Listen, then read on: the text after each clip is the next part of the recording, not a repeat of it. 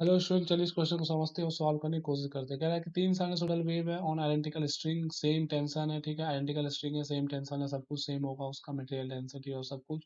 Mathematical formula उसका वो है। तो y1 सबसे पहले क्या दिया आपको, a sin 3x माइनस 60।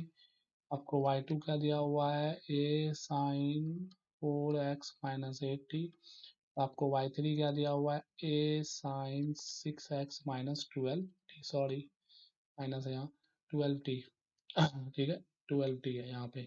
अब देखो ये क्या कह रहा है कि स्पीड ऑफ ईच वेव। सबसे पहले हम लोग स्पीड देखते हैं, तो हमें पता है कि स्पीड क्या होगा। अगर y1 के लिए देखें तो सिंपल सी चीज़ है, तो स्पीड जो होगा 4, y1 के लिए अगर हम लोग देखें तो स्पीड क्या हो जाएगा, ओमेगा यहाँ 6 है और k आपका 3 है।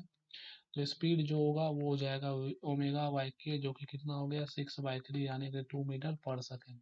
यहाँ भी देखोगे तो y1 के लिए भी सेम होगा, y2 के लिए भी सेम होगा, 12/6 वो भी तो आएगा, तो y3 का स्पीड ऑफ ईच वेव क्या हो जाएगा, सिंपल से चीज 2 मीटर पर सेकेंड डी। अब कह रहा है कि y1 को बेस्ट रिप्रेजेंट कौन कर रहा है। तो अगर आप y1 को बेस्ट रिप्रेजेंट की बात करोगे तो हम लोग सबके लिए लैम्डा निकाल लेते हैं। ठीक है, तो y1 का अगर हम लोग लैम्डा निकाले तो लैम्डा फोर y1 के लिए अगर लैम्डा निकाले तो सिंपल सा चीज़ क्या हो जाएगा, y1 के लिए अगर हम लोग लैम्डा निकालेंगे तो अगर आप देखोगे y1 के लिए यहाँ पे अगर हम लोग लैम्डा निकालेंगे तो वो क्या हो जाएगा 2π/3। और अगर हम लोग y2 के लिए लैम्डा निकालेंगे तो क्या हो जाएगा 2π/4, इसके लिए 2π/6। तो देखो सबसे ज्यादा वेवलेंथ किसका है, इसका है।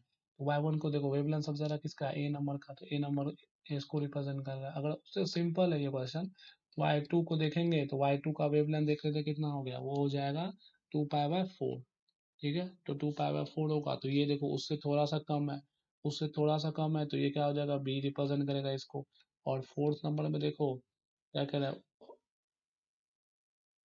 हाँ y2 को बी कर रहा है, अरे यार यहाँ गलती लिख दिया, यहाँ सही होगा। और y3 की बात करें अगर हम लोग, तो y3 का वेवलेंथ क्या हो जाएगा 2π/6। तो ये और कम हो गया, तो इसको कौन रिप्रेजेंट करेगा, सिंपल सी चीज़ है, इसको रिप्रेजेंट करेगा सी। तो सिंपल सी चीज़ है, हमारे पास जो आंसर निकल के आता है वो आता है ABCD ऐसे करके, ये हो गया हमारा आंसर। थैंक